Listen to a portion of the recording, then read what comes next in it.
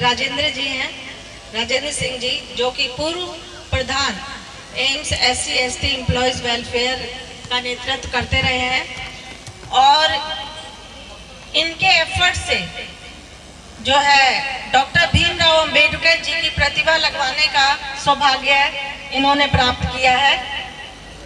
और एम्स में pension dress और ग्रेविटी नहीं थी, क्योंकि यह एक स्वायत्त संस्था थी। इन्हीं के एफर्ट से ये इन्होंने सबसे पहले ये अटल बिहारी जी के पास गए, उन्होंने उनसे हेल्प मांगी और कहा कि इस मामले में वो अपना योगदान दे, लेकिन अटल जी ने ये कह के कि मैं इस मामले में आपका कोई सहयोग नहीं कर सकता, लेकिन इतना जरूर कर सकता हूँ कि मैं इंदिरा गांधी जी से समय लेकर आप लोगों की मीटिंग करवा सकता हूँ, जिसका नेतृत्व आप करेंगे। उनके साथ मीटिंग के बाद ये हुआ कि एम्स में ये सब चीज़ें ये शुरू करवा सके। तो तालियों की गड़गड़ाहट के साथ मैं स्टेज पर आमंत्रित करना चाहूँगी राजेंद्र जी को, सर, जो कि प्रोफेशनल लाइफ में एडवोकेट भी हैं। धन्यवाद मैडम जी। सभा में आए हुए सभी बहादुर साथियों, मातृशक्ति चीफ गेस्ट साहब, प्रोफेसर डॉक्टर महेश जी, रामरतन जी, समय का अभाव बहुत कम ही है, मैं क्या बोल पाऊँ। मैडम जी ने हमारे रामरतन जी को रोक दिया। किसी की स्पीच ऐसी स्पीच नहीं थी जो किसी भाई, बहुत कम भाइयों को पता होता है कि हमारे हक और अधिकार social justice and empowerment ministry में क्या क्या है और हमें क्या क्या करना चाहिए। और इस तरह की अच्छी बातें कभी नहीं, मतलब रोकना नहीं चाहिए। समय का अभाव जरूर होता है और अच्छी बातों को सुनना भी चाहिए। तो बाबा साहब के विषय में मैं थोड़ा सा लिख करके आया हूँ। मैं क्षमा चाहता हूँ, थोड़ा सा इन्होंने लेट बुलाया है। भारत रत्न महान अर्थशास्त्री, समाजशास्त्री, दार्शनिक, कानून के ज्ञाता, भारतीय संविधान के शिल्पकार, विश्व के महान प्रतीक माने जाने वाले भारत रत्न बौद्धिस्ट डॉक्टर भीमराव अंबेडकर जी के 133वें जन्म उत्सव पर आप सभी सम्मानित साथियों को हार्दिक शुभकामनाएं।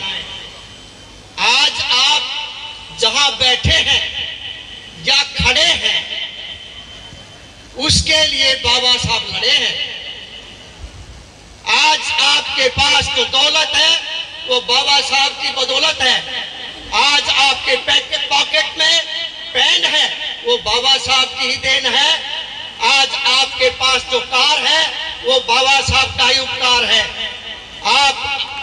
आपके जीवन में जो शांति है वो बाबा साहब की क्रांति है। आज आपके पास जो सुंदर शर्ट है वो बाबा साहब का किया हुआ कष्ट है। फिर भी आप उनके प्रति मौन है, तो दिल पर हाथ रखकर बताइए कि आपकी तरक्की के पीछे कौन है।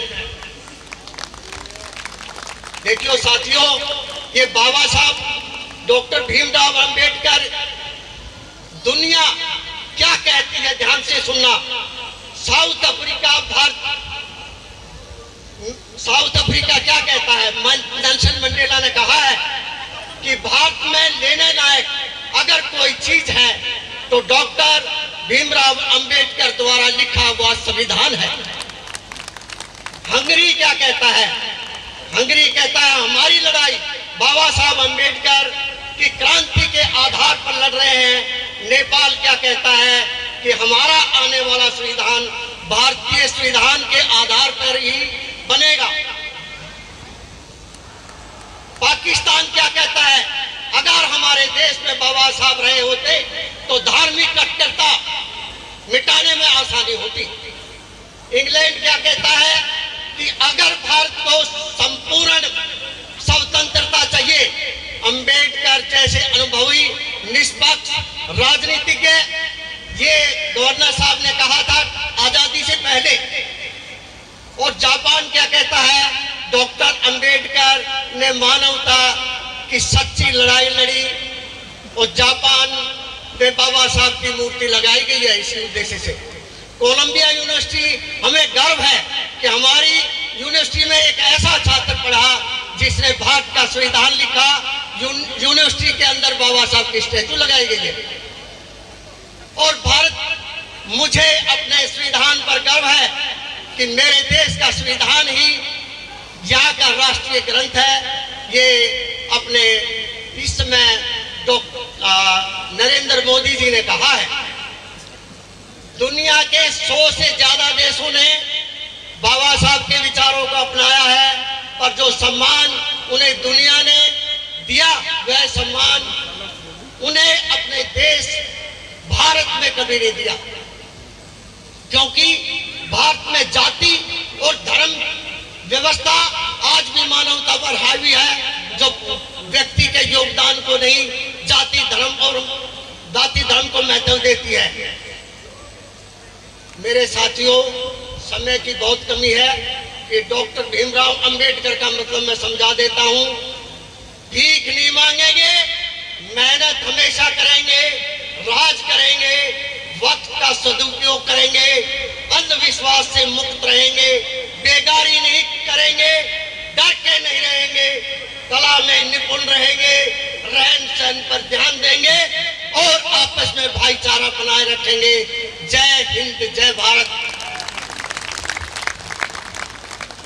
Thank you sir. रुकिए सर, रुकिए सर, आपसे माफ़ी चाहेंगे क्योंकि मेरे ऊपर भी पीछे से बहुत प्रेशर है बंद कर दिया करो कि कार्यक्रम को जल्दी से समापन की तरफ ले जाएं। चलो आगे आ जाओ अपनी पोजीशन। जोरदार तालियों के साथ। सर नाराज है थोड़े से, लेकिन इतनी तालियां बजाइए कि थोड़ी सी नाराजगी सबकी कम हो जाए।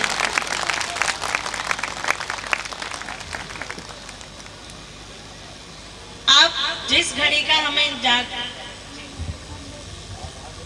दोस्तों, एक और मैं बात बता देना चाहता हूं कि मैं एम्स का पहला व्यक्ति हूं जिसको 4 साल रिटायर्ड के बाद सम्मानित किया गया है।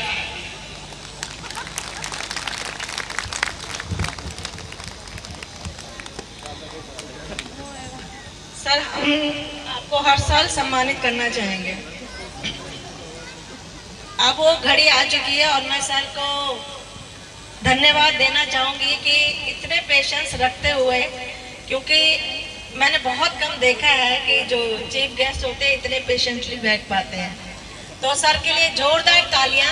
और इतनी खामियां होते हुए भी वो इतनी शालीनता से बैठे हैं, तो उसके लिए रियली आप लोग सभी उनका धन्यवाद कीजिए।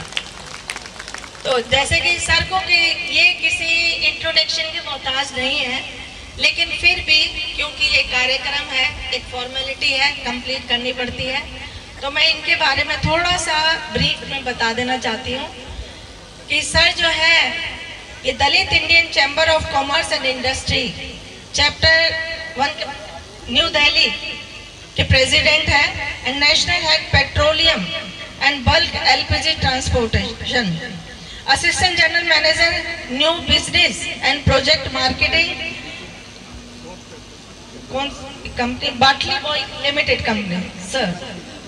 और इनकी स्किल के बारे में क्या कहें कि स्किल तो इतनी है कि मैं गिनाते गिनाते थक जाऊंगी, फिर भी कोशिश करती हूँ सर कि थोड़ी सी खरी उतर पाऊँ। कि capability, knowledge, skills, strategic planning and control, profit center operation and revenue generation, people and client relationship management, business development, market expense channel distribution management, logistic operation and management, entrepreneur development, startup monitoring, policy advisory and many more. Sir, big क्या कहूँ मैं कि तालियों के साथ, इतनी तालियां बजाइए इनके साथ कि जो है ना सर ये भूल जाएं कि इतने पेशेंटली वो यहाँ पर बैठे रहे और वेट करते रहे। Sir thank you ma'am. पहले तो मैं ये बी आर अम्बेडकर